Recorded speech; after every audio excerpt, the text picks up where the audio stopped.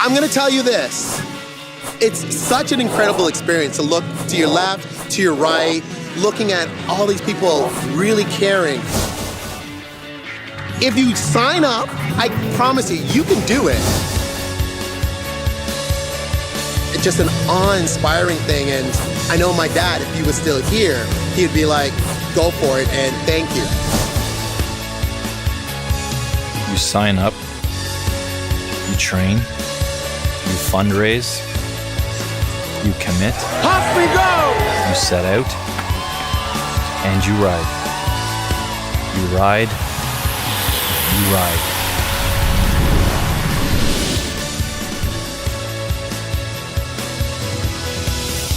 What a brilliant day today.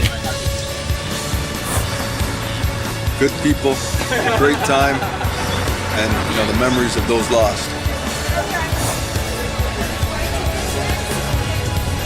Oh, it isn't just a bike ride. This weekend is the best weekend of the year. It is bigger than anything you could put in a bank. This is a journey about finding out who you are, but also riding for people that can't ride. For the first-time person, you don't want to miss it because it sends a shiver down your spine. You'll never experience anything like it in your life. This is one of a kind.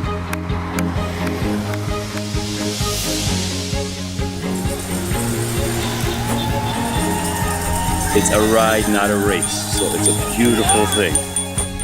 Anyone can do it. If you look around this crowd today, it's people of all ages and different levels of activity and different levels of experience. You just have to want to do it. The 200 kilometers is nothing when you start seeing people around you, inspiring you to go further. The training is really just spinning and going on some rides, and you don't have to have expensive equipment. I bought a little home trainer so you can just prop the back wheel of your bike up in your garage and just train like that. Did a couple spin classes at work. Try and train during my lunch hours or just before work or right after work. Try to get some spinning. Try and get my cardiovascular stuff up and such. Actually, the training schedule they gave out was really helpful because it gave an idea of how many kilometers you should be able to do at that point. And by the time spring rolls around, you do 2 or 3 rides a week, 10, 20K building up, and then you get to 60, 70, and then the rest is easy. You will do it. You will get through the training. You will ride the 200 plus kilometers and you will feel happier than you have ever felt. You fight. You never give up. You're helped. You're thanked. You say thank you. Honestly, this event is put together so well, and I tell all my friends and family that. It is a long ride, but there is lots of rest breaks, so you can take your time. Pit stops are always a nice motivation. A little stop, a little stretch, a little Rice Krispie square.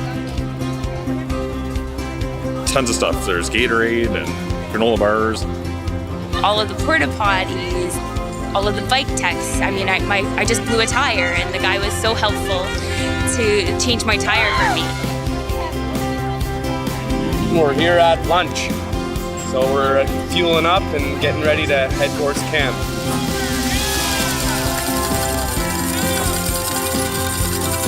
So when you get to your tent village at the end of day 1, it's not the end of your day. It's like a big party. Like when you're done, everybody's your friend. Josh, do an awesome day. To a fast. There's a sea of tents, a sea of blue. You walk in, you see all these blue tents. They think of absolutely everything. There's a hot catered dinner when you get here. More than you could ever eat. It's a time to unwind. You can get a massage. I did yoga and I had physio. The organization with showers, I was shocked when there was hot showers the first year I did it. Hello there. When you get here, the services available to you are phenomenal. And yes, there's the support along the way, along the 200 kilometers, but it's also when you get here at the midway point, fantastic services are available to you.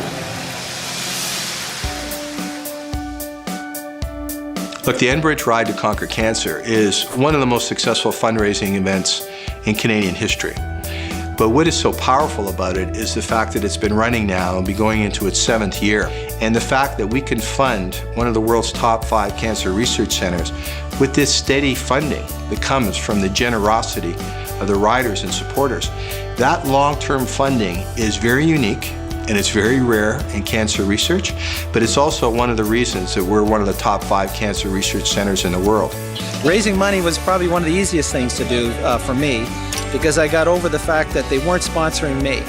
It's about sponsoring the event. I emailed, I held events, I attended events. I was shameless about asking for money. Ask, and then ask again, and then ask again. So some fundraising tips. 1, use social media. 2, don't be afraid to do something stupid. One year, what I did is I told someone that I would actually shave off my body. And guess what? I got a ton of funds coming up from that. Tomorrow I'll be wearing a shirt with everybody's name on it, all 50 of my donors. Well, obviously it's only a small thing I can do. I've raised $3,300 or so for this event. I was so worried about making $2,500 and all of a sudden got $10,000. I was like, wow. We've raised about $30,000 as a team. We got 26 people. We raised $115,000. People like to give, they like to help, and if there's no, when people say, what can I do, how can I help? Give money. We are incredibly fortunate here in the Greater Toronto Area to have one of the world's leading cancer research facilities, in our neighborhood. I think it creates a responsibility for us all to do whatever we can to ensure that not only Princess Margaret as a facility, but also the work that goes on there every day is supported and has the resources necessary to eventually beat this terrible disease. In the 6 years that we've been doing the ride, we've raised over $99 million to support cancer research at the Princess Margaret Cancer Center. That funding has allowed us to provide better services to our patients today, but probably most important, it's allowed us to recruit the clinicians and the scientists who are defining what personalized cancer medicine is going to look like at Princess Margaret in the future. I continue to be astounded about how wonderful and how smart and motivated people here are, not just with the clinical care, but also on the research side, even the basic researchers and the clinical researchers, how we always find interested people to collaborate with and put together projects to really try and merge the best of basic science and clinical science. We are obsessed with trying to understand this cancer problem, and we are obsessed with finding a cure. The Princess Margaret has a responsibility to push to the future, to show others, not just in Canada, but in the world, about how to do it better. This money has been transformative, but let's reflect on where our goal is. It's to conquer cancer in our lifetime, and we're not there yet. We still have a long road to go. You should ride because you will be inspired, you will be empowered, and you will become a part of our collective effort in conquering cancer in our lifetime. You aren't a doctor, you're not an athlete, but you can do this and you can contribute and you can be a part of the community and give support to fellow riders and get support for yourself and show those who have cancer and the people that you care about that, you're in it with them.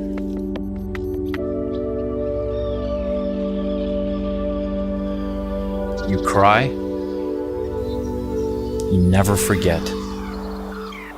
You say, never again.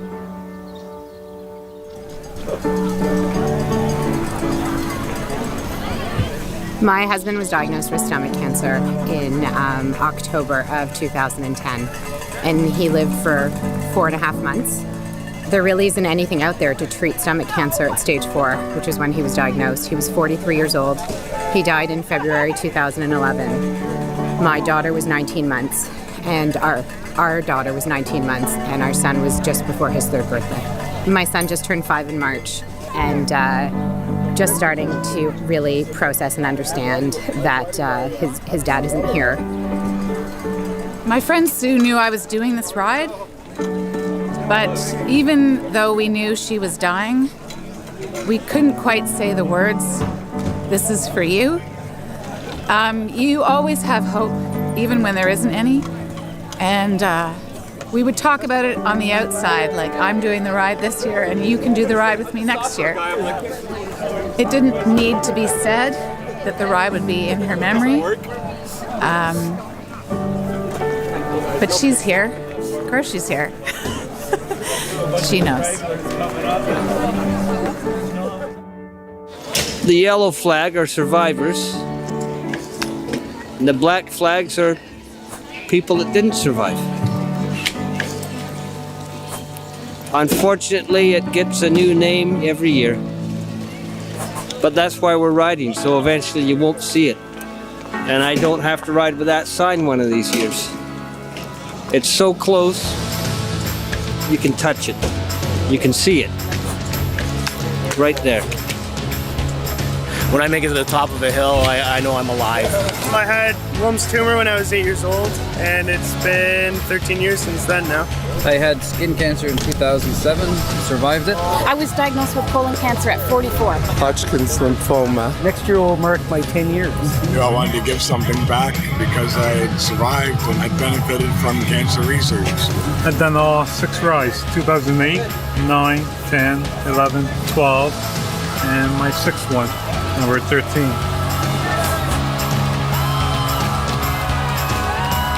You finish. The music playing, everybody clapping you, and you know what? You feel like you just won the Tour de France. Celebrate. Proud. Proud for doing this. You're renewed. I'm a survivor, and there's lots of people here with survivor flags, and we want lots and lots more. So I challenge you to take this and make it your own and complete this journey. And you know we'll conquer cancer. The Enbridge Ride to Conquer Cancer is the most important weekend of the year, and you will make such an important difference when you climb on your bike, and you will feel like $1 million.